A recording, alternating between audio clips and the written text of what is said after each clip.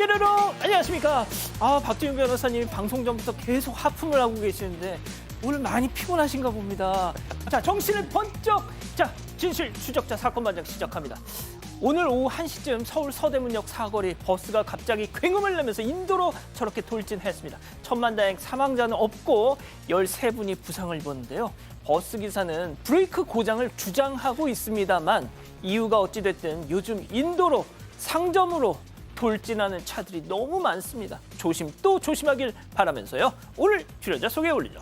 예, 자, 김하은 아나운서, 박지훈 변호사, 박상희 한국열린사이버대 교수, 최영진 시사평론가 나오셨습니다. 안녕하세요. 안녕하세요. 영상부터 달립니다. 우리 집 첫째 은솔이 그리고 둘째 까순이 손만 갖다 대면 사람처럼 저렇게 하이파이브를 합니다 하신 장인규님. 예, 지난 4일 충남 보령시 오천면입니다. 보셨나요? 출근길 갑자기 튀어나온 고라니를 들이받았습니다. 괜찮은가 나가봤는데 도망가더라고요. 마음이 무겁습니다 하신 조경상님. 자, 준비해 주시고요. 10년간 모시던 친정엄마를 요양원에 보내고 죄책감에 힘들어하던 중에 사건 반장을 만나서 함께 웃고 울고 화내고 있습니다. 여러분께 제가 만든 수세미 나눔을 하고 싶습니다 하신 밍크님 이렇게 보내주셨어요. 잘 나눠 가지겠습니다. 그리고 황상원님, 조홍래님 모두 사랑합니다. 재미는 물론 의리로 함께하는 아세사바 뉴스 최고! 대한민국과 전 세계 동포 가족 여러분의 시선을 모아서 출발합니다.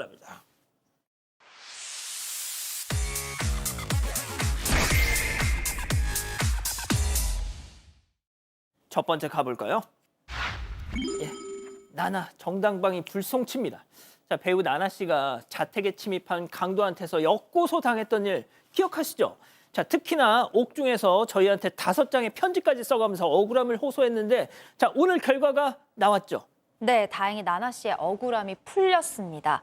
지난해 11월 한 20대 남성이 배우 나나 씨의 자택에 침입해서 나나 씨 모친을 폭행하고 나나 씨와 몸싸움을 벌였다가 체포가 됐었죠.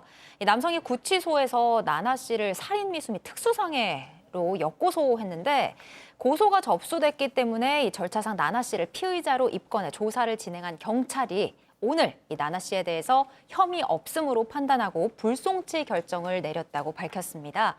경찰은 앞서 30대 남성을 구속 송치할 당시에 나나 씨가 가한 상해에 대해서 정당방위에 해당한다라고 판단을 한 바가 있습니다.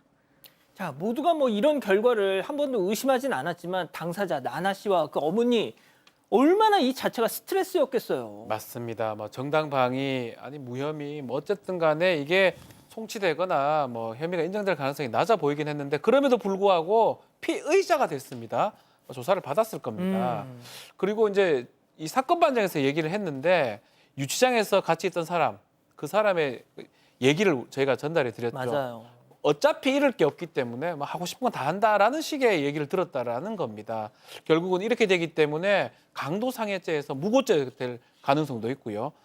또 형을 아마 중하게 받을 가능성이 지금 있지 않을까 그렇게 생각을 해봅니다. 그러니까 말이죠. 좋습니다. 다음 이어가죠. 자, 훔치고 버리고. 자, 첫 번째 제보 영상 만나보시죠. 자, 한가로운 어느 오후 난 편의점 마스코트다냥. 그 순간 말이죠. 자, 뒤에 있는 남성 쓰담쓰담 해보지만 야, 너 저리 가냥.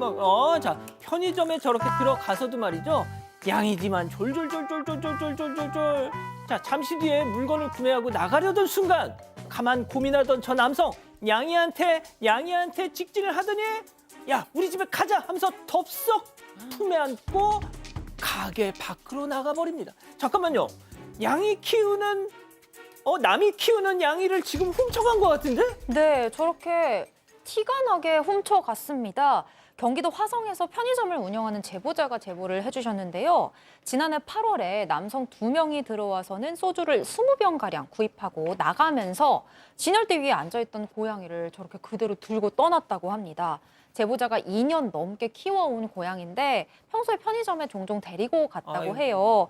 그런데 이 남성이 편의점에 들어올 때부터 고양이에게 관심을 갖는 듯 싶더니 결국 훔쳐갔다고 합니다. 제보자는 고양이가 사라진 걸 알게 된 직후에 바로 경찰에 경찰에 신고를 했는데요. 예. 한 달 뒤에 남성이 검거됐지만 고양이는 잃어버린 상태였습니다. 세상에. 그런데 이 남성이 고양이가 문을 열고 나간 거다라고 주장을 했다고 해요. 하지만 제보자는 고양이가 단 한 번도 혼자서 나간 적이 없다라면서 억울해했습니다. 아유 세상에. 자, 다음 두 번째 영상 이어가시죠. 자, 저 멀리서 한 여성이 큰 가방을 들고 뚜벅뚜벅 어느 주택 앞에 멈춰서더니 말이죠. 가방을 툭 놓고 가는데요. 자, 가방 안에 있던 건 다름 아닌 살아있는 강아지였습니다. 아니, 그래도 고속도로 휴게소 같은 데 버리고 가는 인간들보단 조금 낫다고 해야 됩니까?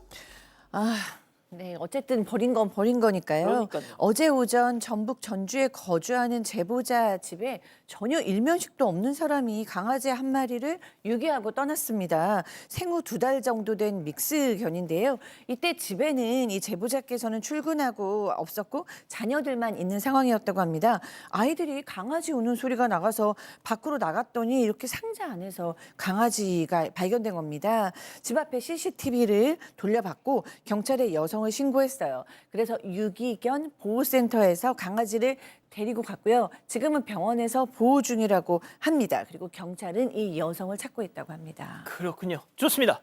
다음 이어가죠. 아무도 모르게 쓱입니다. 자, 아무도 모를 줄 알았으나 결국엔 다 들키고 마는 상황. 첫 번째 제보 영상 만나보시죠. 자, 주차장 뒤로 성큼성큼 빠르게 걸어가는 저 남성 좀 보세요. 자, 유리판을 들고 조심조심 구석에 잘 숨겨두고선 다시 빠르게 성큼성큼 한결 가벼워진 양팔을 휘날리며 총총총 페이드 아웃입니다. 자, 그 와중에 자기 다칠까 봐 아주 조심조심 옮기는 것 좀 보소. 그렇습니다. 지난해 12월 대구에 거주하는 제보자의 건물 앞에 한 남성이 건물 주차장 안으로 걸어와서 주차장 구석에 저렇게 유리판을 버리고 떠난 겁니다. 해당 유리는 욕실 장식장으로 쓰이는 유리문으로 추정이 되고요. 이 제보자는 건물 1층 청소를 하다가 모르는 유리가 있길래 발견을 했다. 혹시 다시 오지 않을까 싶어서 일주일간 치우지 않고 놔뒀지만 결국에 오지 않았다고 합니다. 결국 해당 유리는 제보자가 치웠다고 하는데요. 제보자는 쓰레기를 버리고 가는 사람은 종종 있지만 저렇게 유리 같은 걸 위험한 물건을 놔두고 간 사람은 없었다 이렇게 밝혔습니다. 그러니까요. 두 번째 제보 영상 만나보시죠. 자, 골목길로 들어오는 저 남성. 가방을 열어서 첫 번째 집 앞에 툭! 한 개 더 툭! 자, 뚜벅뚜벅 옆으로 걸어가서 가방을 또 뒤지는데요. 자, 두 번째 집 앞에 툭! 마지막까지 툭! 가벼워진 가방을 들고 홀홀홀 그대로 유턴을 안 하는군요. 자, 선물 주고 가는 산타인가 싶었는데 쓰레기 놓고 가는 무단 투기범이란 사실. 네, 선물이 아니에요. 쓰레기를 저렇게 무단으로 투기를 하는 모습인데요. 저게 지난해 12월이고요. 제보자 집 앞에서 한 곳에 버리진 않아요. 계속적으로 하나씩 투기하는 모습입니다. 사실은 5월 달에도 지난해 5월 달에도 이렇게 쓰레기를 투기한 적이 있는데 이번에는 좀 더 많이 갖고 와서 좀 더 많이 분배를 하는 모습입니다. 저 정상이면 그냥 버리면 안 되나요? 저걸 분배해서 버린다. 일단 범죄나 뭐 범칙금 이 부분도 문제지만 양심의 문제 아니겠습니까? 그러니까요. 이게 뭐 하는 짓입니까? 왜 저러고 사니? 좋습니다. 자, 마지막 사연으로 가보죠. 부모 체면 문제야. 자, 집단 지성의 판단을 받아보고 싶으시다면서 제보해 주신 사연 함께 들어보시죠. 안녕하세요. 저는 곧 결혼을 앞둔 30대 여성입니다. 2달 전 상견례를 마치고 올해 10월 예식장을 잡았는데요. 그런데 결혼식 준비를 하면 할수록 허례허식 같고 차라리 그 돈을 아껴서 신혼집 전세금을 마련하는 게 낫겠다는 생각이 들더라고요. 결국 남자친구와 상의 끝에 저희는 결혼식을 생략하기로 했습니다. 시부모님께 말씀을 드리니까 너희 의견이 중요하지라면서 이해해 주셨고요. 저희 부모님께도 잘 말씀드리면 존중해 주실 거라고 생각을 했어요. 그런데요. 하은아, 결혼식 준비도 바쁠 텐데 무슨 할 얘기가 있어서 이렇게 왔어? 엄마, 우리 그냥 결혼식 안 하려고. 비용이 너무 많이 들고 그래서 예약을 취소했어. 얘 그게 무슨 소리야? 결혼식을 안 하더니. 아니 고작 1시간 결혼식 하는 건데 몇 천을 써야 된다는 게 말이 안 되더라 엄마. 그냥 그 돈으로 차라리 전셋집에 보태는 게 낫지. 얘 니네 아빠 내년에 은퇴하시고 30년 열심히 일하셨어. 지금 이 결혼식은 돈 문제가 아니라 부모의 체면 문제야. 절대 안 돼. 결혼식은 꼭 해야 돼. 아니, 그렇게 집에 돌아왔는데 다음날 예식장에서 전화가 왔더라고요. 부모님께서 다시 예약금을 보내주겠다며 결혼식을 그대로 진행해달라고 요청을 했다는 겁니다. 사실 결혼하면서 부모님께 뭐 따로 금전적인 도움을 받은 것도 아니거든요. 그런데 도대체 왜 이렇게까지 결혼식을 고집하시는지 도통 이해가 되지 않습니다. 부모님 체면을 위해서 눈 딱 감고 결혼식을 해야 하는 건가요? 자, 기다리고 기다리셨던 부처 핸즈업 타임 6천여 분의 우리 가족 여러분들 채팅창에 OX로 함께 참여해 보시죠. 먼저 사연자 딸입니다. 엄마, 내 결혼이야. 내가 싫다고. 오빠도 싫대. 시부모님들은 알아서 하라는데 왜 엄마 아빠만? 돈 때문이야. 공무원 아빠 체면 때문에 좀 구려. 모냥 빠져. 올드해. 동그라미. 어휴, 야, 큰일 나네. 자, 다음 엄마입니다. 이놈의 기집애가 정말, 야, 공무원 아빠 체면 생각하는 게 뭐 어때서? 너 혼자 큰 줄 알아? 그리고 30년간 아빠가 뿌린 돈 얼만데? 아이고, 안 올드한 네 시부모나 끼고 살아라 이거사 X. 아, 최영진 평론가님. 일단은 먼저 말씀드릴 것은 제가 결혼을 해본 입장에서 예. 일단 결혼식 비용 굉장히 비싼 건 사실이고 저도 개인적으로 허례허식이라는 생각이 많이 듭니다. 그거는 좀 차치하고 일단 결혼을 해보니까 결혼이라는 것이 나만의 결혼식이 아니고 이 집안과 집안 간의 결혼이라고 생각합니다. 그리고 아까도 우리 앵커께서 전해주셨지만 그동안 부모님이 주변에 친구들 자녀 결혼한다고 돈을 얼마나 뿌렸겠어요. 이제는 이제 수학의 계절입니다. 요거 걷어드려야 됩니다. 수학의 계절. 자, 교수님. 네, 이거는 정말 안 할 이유보다 할 이유가 훨씬 더 많아서 오늘 사연자의 마음은 정말 10분 이해합니다만 부모님 편을 더 들어줄 수밖에 없을 것 같아요. 일단은 뭐 체면은 제일 그냥 뭐 1번 문제고요. 그 다음에 지금 얘기하신 사실은 돈을 아끼려고 결혼을 안 하신다 그러는데 어떻게 보면은 거두는 것보다 아끼는 게 더 적을 수가 있는 상황이니까 사실 수학도 잘 안 나오고요. 그 다음에 사실 부모님 입장에서는 자식들 남의 자식들 하는 거 다 멀쩡하게 해주시고 싶죠. 그런 마음도 있고요.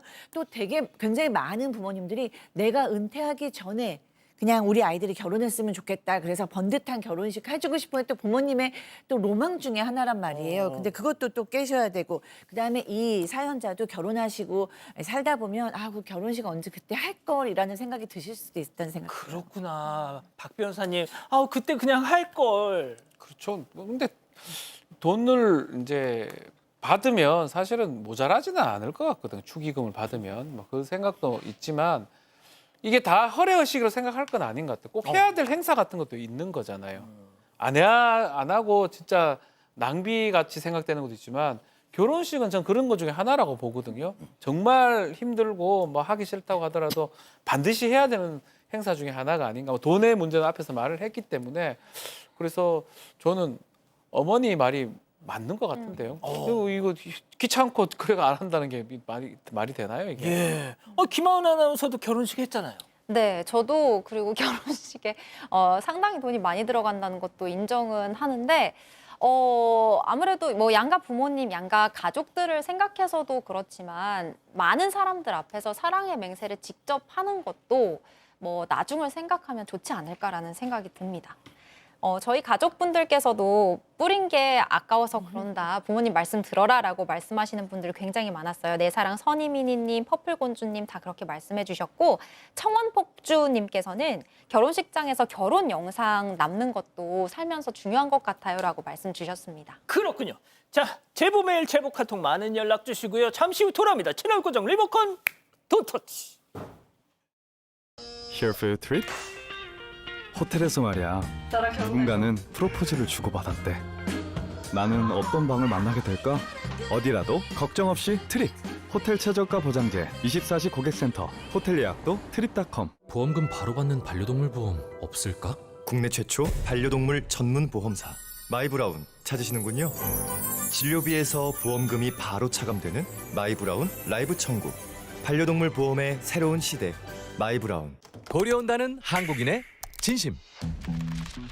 한국인의 영양과 식습관을 연구해온 고려온단이 멀티비타민 올인원을 나이와 성별에 따라 4가지로 새롭게 출시했습니다. 23가지 비타민과 미네랄은 그대로. 올인원 맨, 우먼, 60세 이상 맨, 우먼.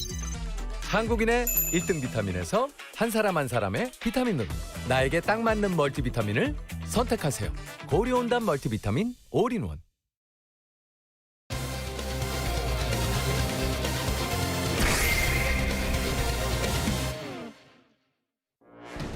남편의 불륜 증거를 확보하다 성범죄자가 됐다는 제보가 들어왔습니다.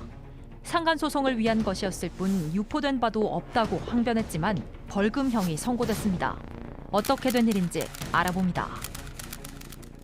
자, 남편의 외도로 가정이 무너졌다는 한 여성분의 제보인데요. 자, 박 변호사님, 이 두 사람이 어떻게 만나게 됐는지부터 알아보죠. 네, 제보자 남편 이 두 사람 2012년도에 만났습니다. 남편은 대학을 이제 다니고 있었는데 대학을 그만두고 의대에 이제 간다고 이제 얘기를 해서 결국은 사귀는 중에 의대로 갔었고요. 2015년도쯤에 결혼을 했습니다. 제보자는 이제 남편이 뭐 의과대에 다녀야 되니까 10년 동안 외벌이로 생계를 책임졌고요. 아, 뒷바라지요? 그렇죠. 뒷바라지 다 했습니다. 거기에서 두 아이를 또 낳았습니다.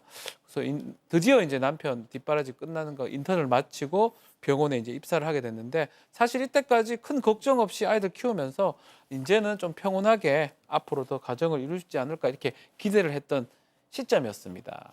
자, 남편 의대 보냈고 졸업했고 병원에 들어갔고 이제 불행 끝 행복 시작, 고생 끝 행복 시작.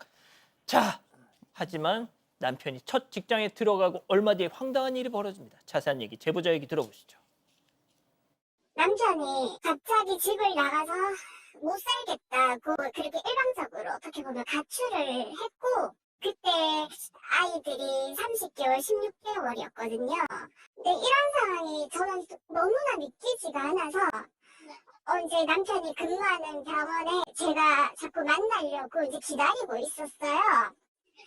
근데 그렇게 기다리고 있다 보니까 는 원래 그 병원에 근무를 한 여자인데 둘이 같이 퇴근을 하고 같은 아파트로 들어가고 하더라고요.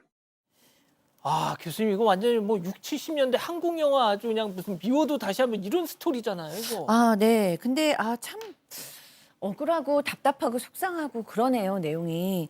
그러니까 일단 제보자에 따르면 남편은 3년 전에 한 병원에서 이제 페이 닥터로 일을 하기 시작했어요. 근데 어느 날 무슨 사소한 일로 말다툼이 생겼습니다. 그러면은 뭐 부부 간의 말다툼은 너무 흔한 거잖아요. 그런데 갑자기 남편이 짐을 싸가지고 집을 나가버린 거예요. 그런데 그때 아이들은 30개월, 16개월 너무 어리고 손이 많이 갈 때잖아요. 그리고 집에를 안 들어오니까 이 제보자께서 남편을 찾으려고 병원 근처에 모텔을 다 돌아다녔어요. 아이고. 그런데도 이제 못 찾았습니다. 그래서 퇴근할 시간에 맞춰서 병원 앞에서 기다리게 됐는데 남편이 나왔습니다. 그런데 놀랍게도 남편 옆에 한 여성이 함께 있었어요. 그런데 그 여성하고 이 남편이 차를 타고 어디론가 이동했고 따라가 봤습니다. 그랬더니 아파트 주차장에 차를 세운 후에 둘이 손을 잡고 집으로 올라갔어요. 그리고 또 기다렸다가 다음날 아침에 같이 병원으로 출근하는 것까지 목격을 했습니다. 그러니까 남편은 같은 병원에서 근무하는 여성과 몰래 만나면서 심지어 동거까지 하고 있었어요. 나중에 남편은 미안하다고 빌기는커녕 나를 정말로 사랑해주는 여자를 만났다. 당신과 사니까 숨이 막힌다. 이혼해달라라고 얘기했다고 합니다. 상간소 진행해야죠. 그렇죠. 이제 상간 소송을 결심하고 있었는데 자 그러던 중에 이 상간녀와 남편이 그 펜션으로 같이 들어가는 장면을 목격합니다. 그리고 밖에서 기다리다가 두 사람이 옷을 벗은 채로 외부 수영장에 나와서 서로 끌어안는 모습도 본 거예요. 당시 너무 놀라고 좀 충격적이었지만 그래도 이 증거를 확보하기 위해서 손을 벌벌 떨면서 사진을 촬영했다고 합니다. 그 장면을 촬영한 거고요.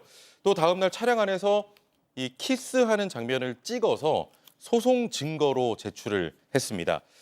제보자는 상간소송에서 승소해서 위자료 2천만 원 지급 판결을 받았는데요. 그 후 남편과도 이혼하고 두 아이에 대한 양육권은 또 제보자가 가져온 겁니다. 자, 그런데 이 남편 얼마 가지 않아서 이 상간녀와 만남을 정리했다고 합니다. 자, 이렇게 뭐 사이다 엔딩으로 마무리됐다면은 굳이 뭐 저희한테 제보도 하지 않으셨겠죠.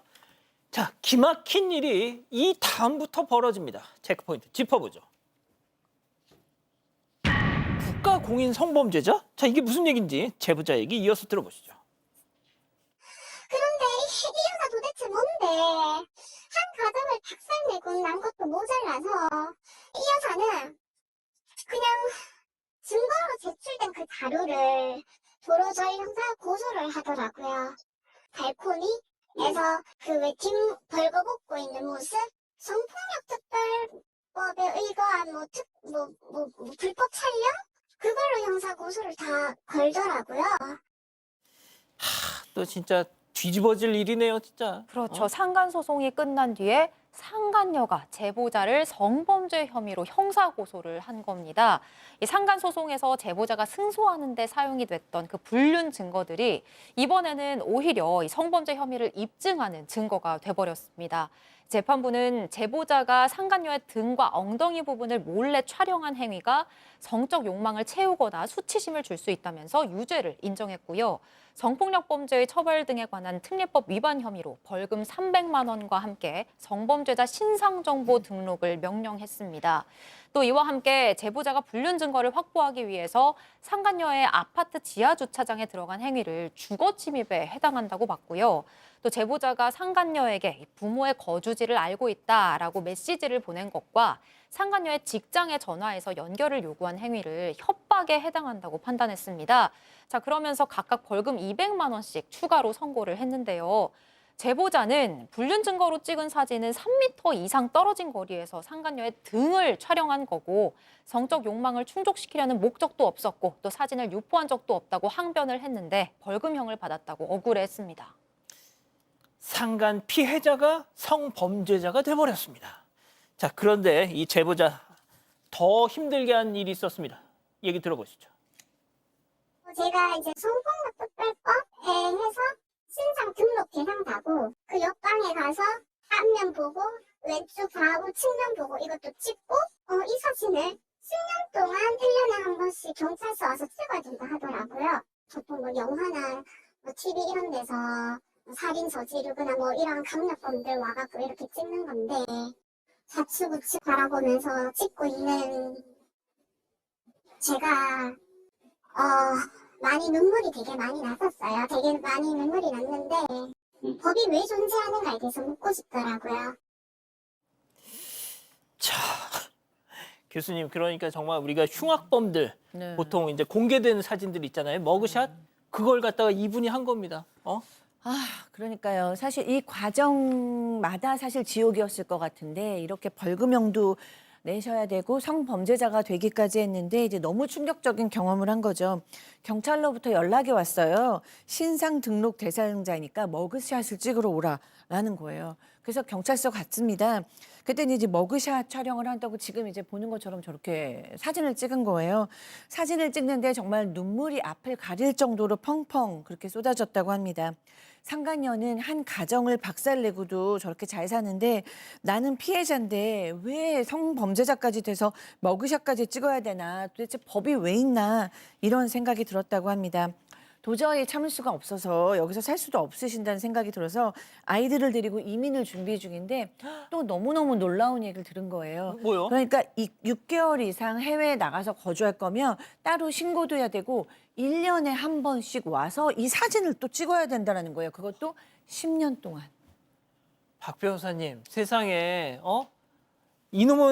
죄송합니다. 이놈의 나라 진짜 이 법 하도 기가 막혀서 이민을 가시려고 한다는데 그렇죠. 세상에 저거를 계속 왔다 갔다 하면서 또 사진을 찍어야 된대. 실질을 좀 봐야 되는데 아마 형식적인 부분이 이제 작동했던 것 같아요. 뭐 찍는 부분도 그렇고요. 또 성범죄자가 됐을 때는 또 이 후속 조치들이 사실 있습니다. 10년간 1년에 한 번씩 사진 찍고 막 그런 것들인데 좀 실질적으로 이런 것들을 조금 다툴 수 있으면 참 좋은데 그 부분이 매우 아쉽고요. 더 문제가 있습니다. 그 상간녀 직원이 아주 멀쩡하게 살고 있어요. 2천만 원 민사소송에서 사실 받았는데 그거를 상간녀가 부담을 하고 있지 않는 게 또 충격적입니다. 사실 알고 보니까 남편하고 그 상간녀하고 이전에 각서를 작성한 바가 있는데 어떤요? 그 각서 내용이 좀 충격적입니다. 향후 발생할 수 있는 모든 사건에 또 금전 비용 발생했을 때 땡땡땡 이 남편이 지불한다라고 각서를 요구를 했다고 하고요. 남편이 이것을 도장을 찍거나 했다고 합니다. 그래서 저희가 이 남편한테 이거 진짜 각서 있냐? 이 각서가 뭐 법적으로 효과가 있는지는 좀 애매하긴 한데요. 이렇게 물어보니까 남편이 말하기를 각서는 실제로 존재하는데 좋지 않은 기억이기 때문에 자기가 떠올리기 쉽지 않다라고 얘기를 하고 있는 상황입니다. 결국 지금 이혼은 했고요. 또 성범죄자가 된 상황이 아니겠습니까? 그럼에도 불구하고 이 상간녀는 아무렇지도 않은 듯 잘 살고 있다고 합니다. 아니 박 변호사님, 그러니까 상간녀는 상간소에서 패소를 했지만 네. 그리고 위자료도 물어줬는데 결국 그 돈은 남편이 지불한 것입니다. 그럼 금전적인 타격도 없고. 전혀 없죠. 그러니까 이건 너무나 잘못한 쪽이 누군데 너무 피해를 본 게 아닌가. 그래서 너무 억울해서 제보를 하신 것 같습니다. 아이고. 첫 번째 사건 이렇게 정리하고요. 두 번째 이어갑니다.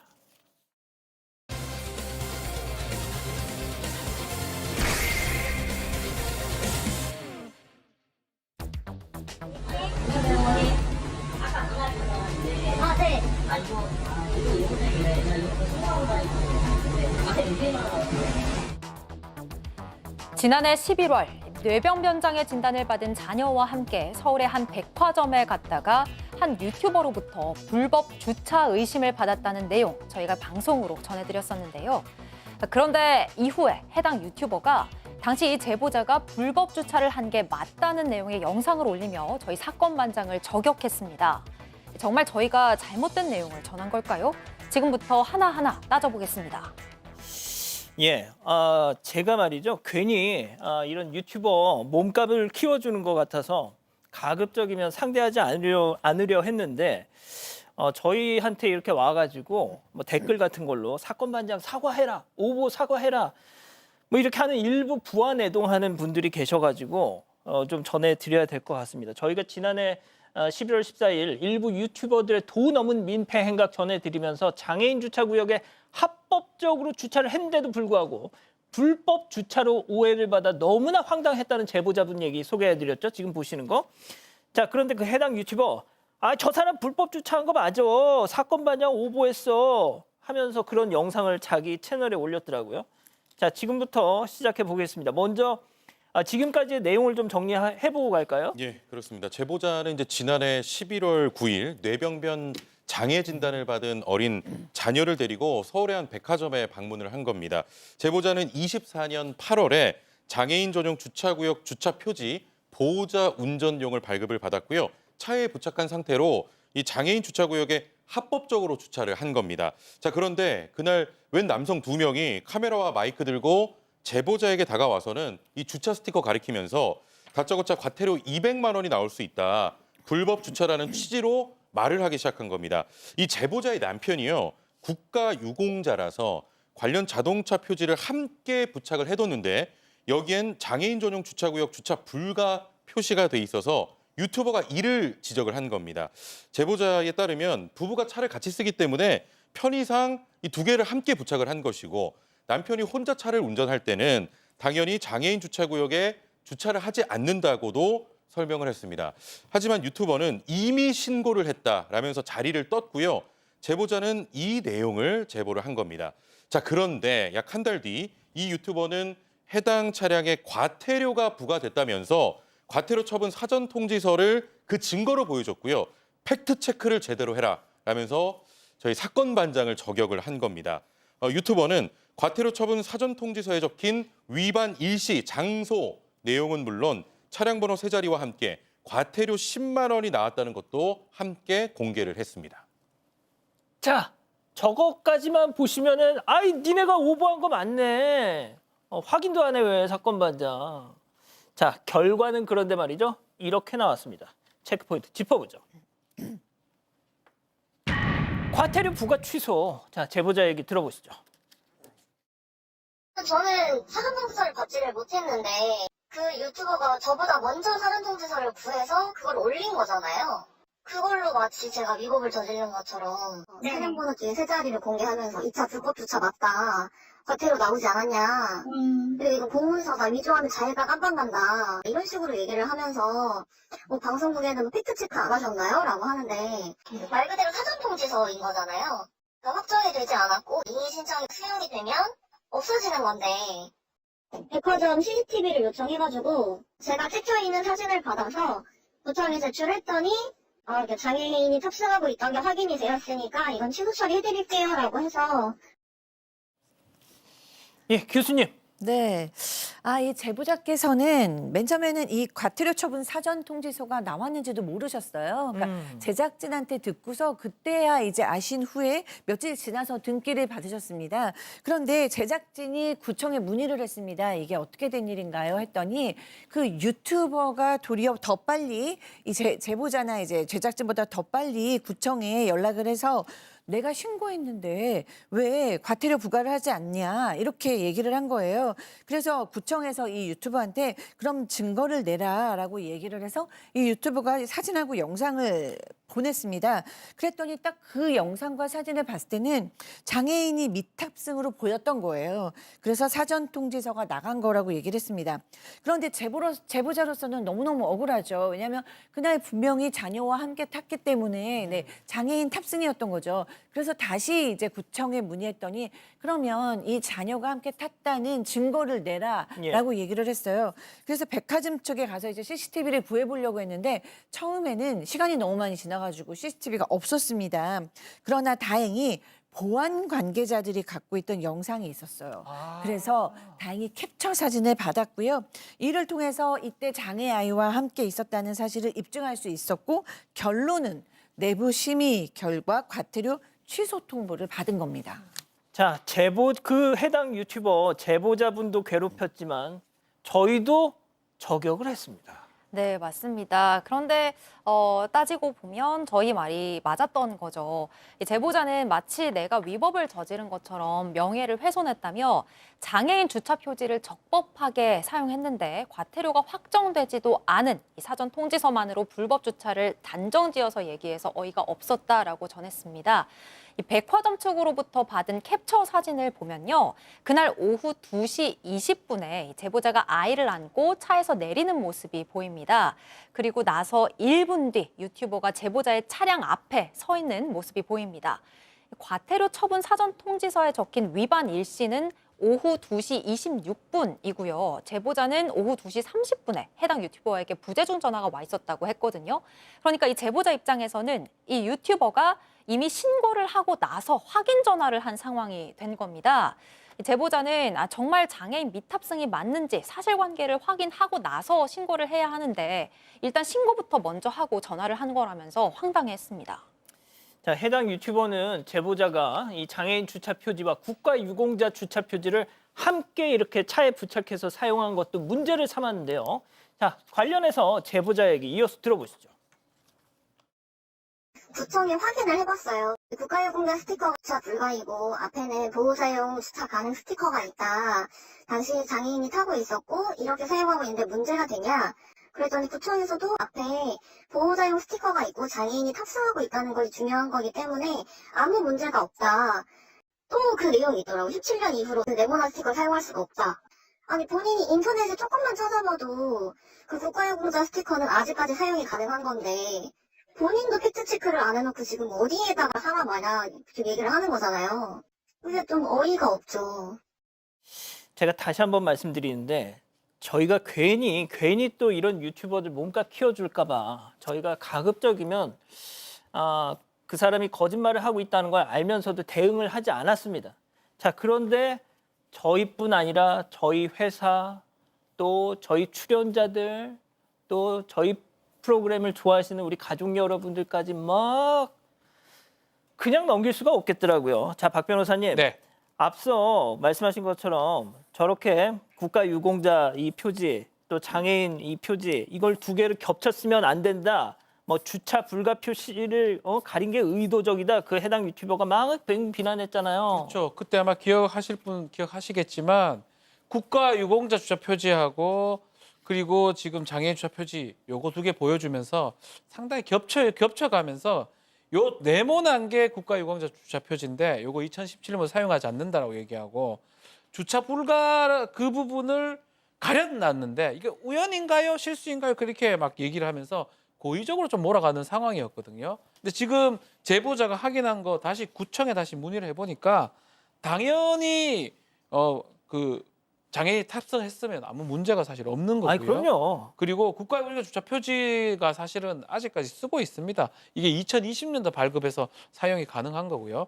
이런 부분을 제대로 확인하지 않고 유튜브 방송에 보낸 것으로 보입니다.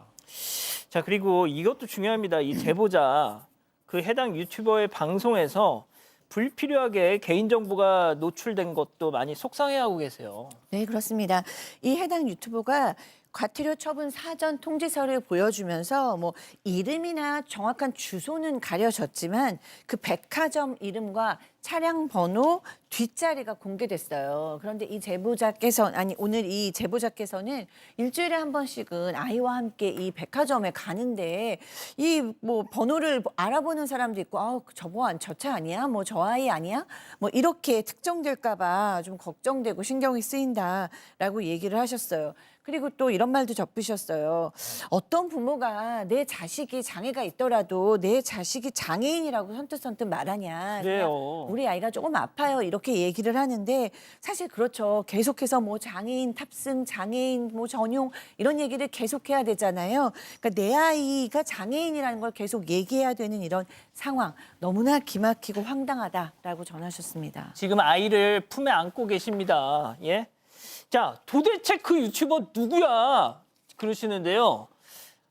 제가 굳이 뭐 얘기 않겠습니다. 이렇게 얘기하시면 아실 거예요. 그 지난달 이른바 역대급 역영 영상으로 큰 논란을 불러일으켰던 그 사람 말이죠. 저희를 포함해서 지상파 뭐 포함해서 이 관련 영상이 어느 날 유튜브에서 다 사라졌습니다. 자, 그랬더니 이 해당 유튜버 뭐 찔리는 게 있어서 흡사, 오보를 인정하는구나 니들이 뭐 이런 식으로 그런 뉘앙스로 얘기를 하는 영상을 또 올렸더라고요. 근데 거긴 비하인드가 숨겨져 있었습니다. 그러니까 해당 유튜버는 JTBC를 포함해서 각 방송사에서 이른바 방금 소개해 주신 역대급 역영 영상, 그러니까 유튜버가 불법 주차 신고 과정에서 한 경찰과 언쟁을 벌인 부분이 논란이 돼서 이 보도가 된 영상들이 한 15개 정도가 있었는데요. 이렇게 자신을 저격했던 뉴스 영상들 이제는 찾아볼 수 없게 됐다. 이게 무슨 뜻이겠냐? 방송사 입장에서도 나중에 다시 보니까 이건 좀 억지스러운데 명예훼손으로 처벌받을 수 있겠다 싶으니까 이거 내린 거 아니겠느냐? 이렇게 이야기를 한 겁니다. 마치 방송국들이 뭔가 좀 찔리는 게 있어서 영상을 비공개 처리한 것처럼 몰고 갔던 거예요. 하지만 영상이 비공개된 이유가 따로 있었는데요. 예. 해당 유튜버가 이 각 방송사에서 본인 유튜브 영상을 사용한 것을 저작권 침해로 신고를 한 겁니다. 그래서 이게 비공개 처리가 됐던 거예요. 또 이 유튜버의 이런 행동이 더 황당한 건 이 지난해 6월 해당 유튜버가 각 방송사에 제보하면서 본인의 영상과 얼굴 등은 다 노출해도 좋다라고 했었는데 불리한 내용에 대해서는 저작권 침해로 신고를 했던 겁니다. 인과관계를 제대로 설명하지 않은 채 방송사들 마치 좀 무책임한 보도를 한 것처럼 이렇게 몰고 갔던 거예요. 앞으로도 마치 공익적인 유튜버인 것처럼 영상을 업로드하실 거면 제발 제대로 된 내용 팩트체크하고 전해주시길 바랍니다. 자기가 진짜 제대로 된 그 장애인 주차, 불법 주차한 사람들을 잡아서 막 이렇게 혼내주는 그런 영상일 경우에는 모든 언론사에 메일 보내서 제 영상 재밌으니까 막 갖다 쓰세요 해놓고 본인을 지적하고 본인의 잘못을 질타하는 영상을 딱 했더니 너 저작권 신고 유튜브에다가. 자, 두 번째 사건 정리하고요. 별별 상담소 이어갑니다.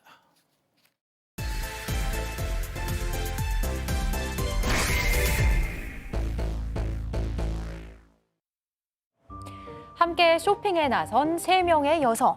그중 한 여성은 마음에 드는 옷을 망설임 없이 척척 결제하는데요. 옆에 선 직원도 너무 잘 어울린다며 칭찬을 아끼지 않습니다. 반면에 다른 한 여성은 계속 망설이다가 가격표를 확인하고는 한숨을 내쉬는데요.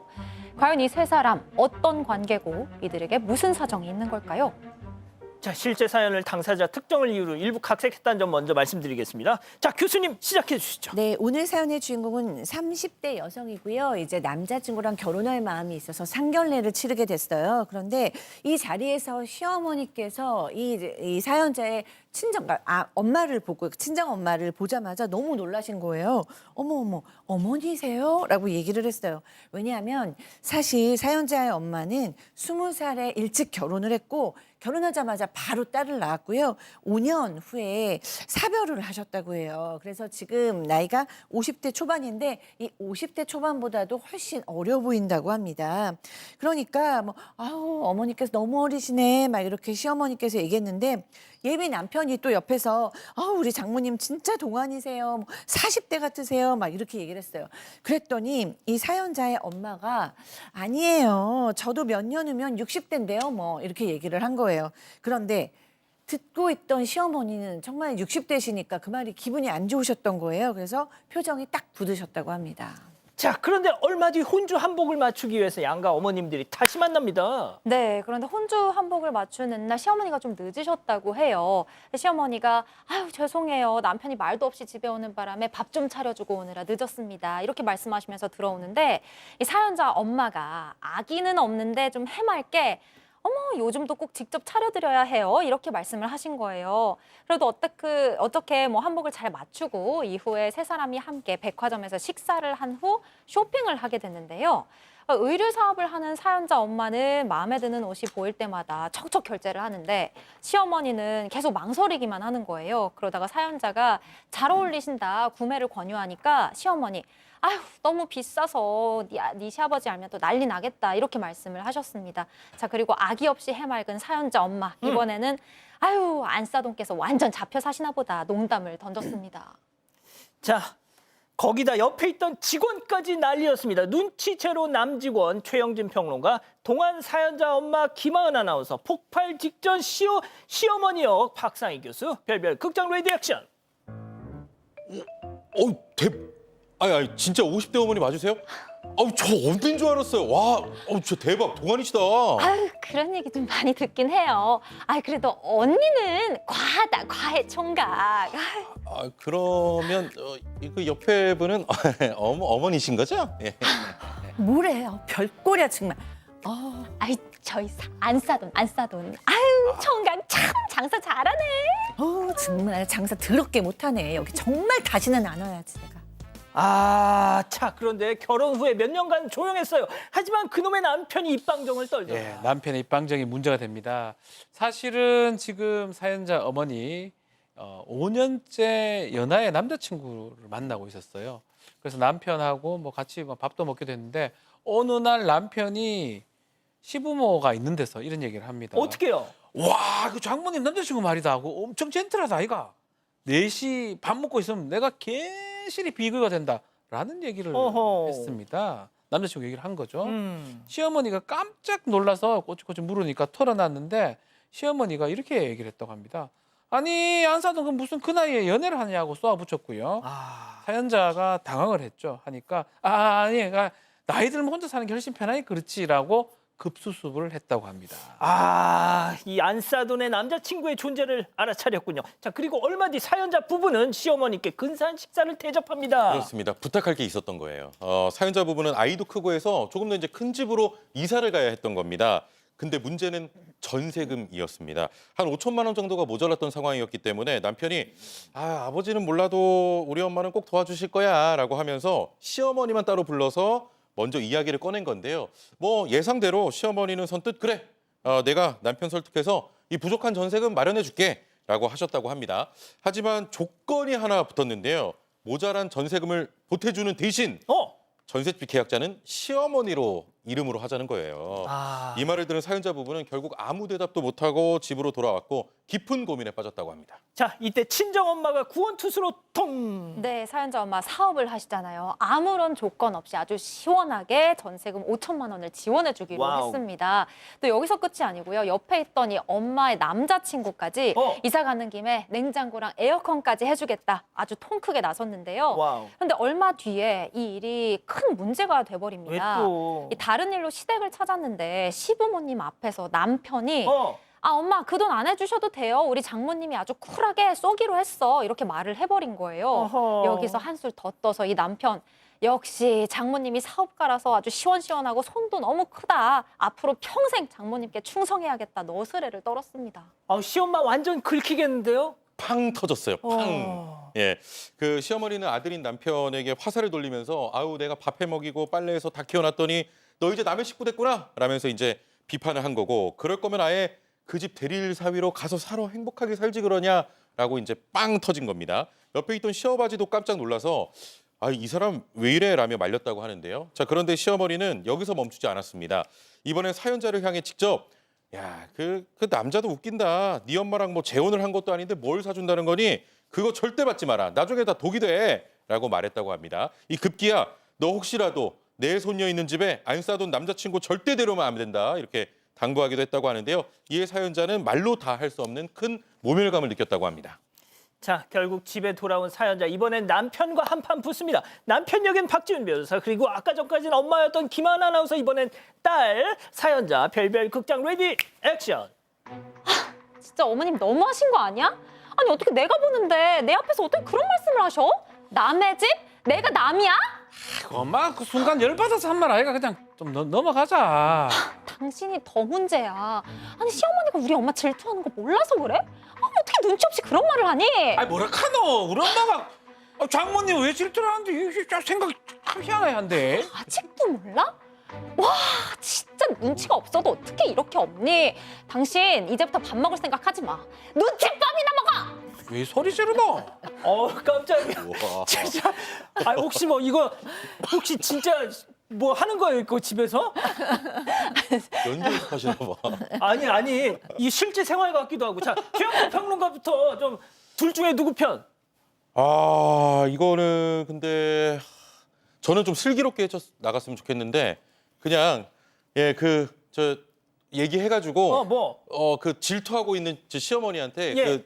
그 사돈 있잖아요. 예. 칭찬을 좀 해달라. 아이 뭐 우리 저기 어머니도 너무 이쁘시고 어떻게 이렇게 교양이 뭐 좋으세요, 뭐 이렇게 하면서 좀 풀었으면 좋겠는 문제인 것 같아요, 저는. 네. 지금 연기 때문에 무슨 내용인지 모르시는 것 같아요. 자, 교수님. 네. 사실 이거는 누구 한 명의 잘못이라고 볼 수는 없고 조금씩 다 좀 실수가 있는 것 같은데 그중에 가장 큰 실수는 아들이다. 이 남편이 시어머니 엄마의 마음을 긁히게 하네요. 어머니께서 같은 여자로 셈이 나실 수는 있지만 그게 핵심 같지는 않아요. 그리고 이 친정 엄마도 여러 번 사실은 사돈끼리서 정말 조심해야 되는 것들을 선을 넘는 발언들이 몇 번이 있으셨어요. 그래서 시어머니가 터진 것은 잘못하셨지만 이유가 있다라는 생각이 들고요. 이 며느님께서도 모멸감도 느끼고 속상하셨겠지만 전체적인 심리적 역동을 좀 보셨으면 좋겠다는 생각이 듭니다. 자, 박 변호사님 딱 한마디. 남편 잘못. 입방정입니다. 입방정. 맞습니다. 자, 별별 상담소 이렇게 정리하고요. 글로벌 픽 이어갑니다.